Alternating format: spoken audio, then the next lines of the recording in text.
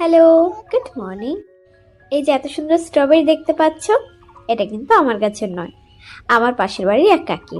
উনি একদম সকালবেলা আমাকে ডাকতে এসে বলছে, বর্ষা তুমি তো ভিডিও করো, চলো স্ট্রবেরি ভিডিওটা করে নিয়ে আসবে। মানে উনিও চাইছেন যে এটা আমি ভিডিও ক্লিপে অ্যাড করি। যাই হোক, ব্যাপারটা কিন্তু বেশ ভালো লাগে, আমার বেশ মজা করি। এরপর সকালের এই যে এনার্জি ড্রিঙ্ক, 1 কাপ চা, যেটা না খেলে তো কাজে একদমই জোর পাবো না। আজকের উদ্যোগ ছিল ঘর সাফ সাফাই করা। ঝুল ঝাড়তে তো আমি পারি না, তো ঠাকুমা করে দিচ্ছিল, বাদবাকি সাফ সাফাইটা আমি করে নিচ্ছিলাম। ঘরের ঝুল ঝাড়া, ধুলোবালি পরিষ্কার করা, এটা কিন্তু ভীষণ বড় একটা চাপের কাজ। আজকে তো ধুলোবালি পরিষ্কার করতে করতে অনেকটা বেলা হয়ে যায়, দুপুরে রান্না অনেকটা লেট হয়ে যায়। আজকে তো সোমবার, আজকে আমাদের নিরামিষ দিন, তাই রান্নার খুব একটা ঝামেলা আমি রাখি না। আমার মনে হয় নিরামিষ রান্নার সব থেকে ইজি। আজকে রান্না করব মুগের ডাল, ফুলকপি ভাজা আর পই মেটুলি দিয়ে সর্ষে বাটা, আর একটুখানি ডালের সঙ্গে খাওয়ার জন্য করব বেগুন ভাজা।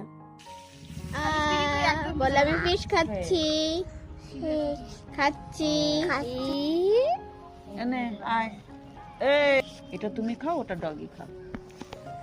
হ্যাঁ, স্নান করে খাওয়া দাওয়া শেষে এসে বসেছিলাম একটুখানি রোদে, কারণ একটু পর তো আবার কাজে যেতে হবে, মানে পুরো ঘর লন্ডভন্ড করার দিনে এত বেশি কাজ করেছিলাম, বিকালবেলা খুব বেশি কিছু করতে না পারায় একটুখানি শোয়াতেই কখন যে চোখ লেগে গেছিল বুঝতে পারিনি। সন্ধ্যাবেলা উঠেছি, উঠে সন্ধ্যা দিয়ে বাকি কাজটা করে নিয়েছিলাম। বাকি যে কাজগুলো পড়েছিল সেগুলো করতে করতে কিন্তু আমারও আবার অনেক কষ্ট হয়ে যায়। এরপর রান্নাঘরে যাই, রান্নাঘরে গিয়ে থালা বাসন যেগুলো ধোয়া সব হয়েছিল, মানে আমি ধুয়ে রেখেছিলাম, সেগুলো আবার নিজেদের জায়গায় রেখে দিই। এরপর সেই আমার আবারও এনার্জি ড্রিঙ্ক, 1 কাপ চা, যেটা খেয়ে আমি আবারও অন্য কাজে যেতে পারবো। তবে সারাদিন খাটাখাটনির পরে নিজের পছন্দের জায়গায় বসে আমার এরকম 1 কাপ চা খেতে কি যে শান্তি লাগে, এই শান্তি হয়তো আমি কখনোই বোঝাতে পারবো না।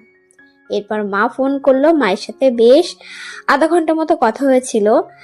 যেহেতু মা বাবা আসছে, তো মা আমাকে কিছু কিছু জিনিস দেখাচ্ছিল, কি কিনেছে কি না কিনেছে, কি আনবে কি না, মানে সমস্ত ডিটেল বলছিল, আমিও বলে দিচ্ছিলাম এই করো সেই করো, এরকম ব্যাপার।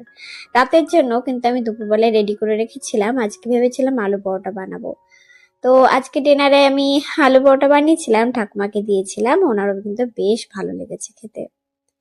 আজকের ভিডিও এই পর্যন্তই, আশা করছি আপনাদের অনেক ভালো লাগবে, আপনারা সবাই অনেক ভালো থাকবেন। আজ আসি, কেমন? টাটা।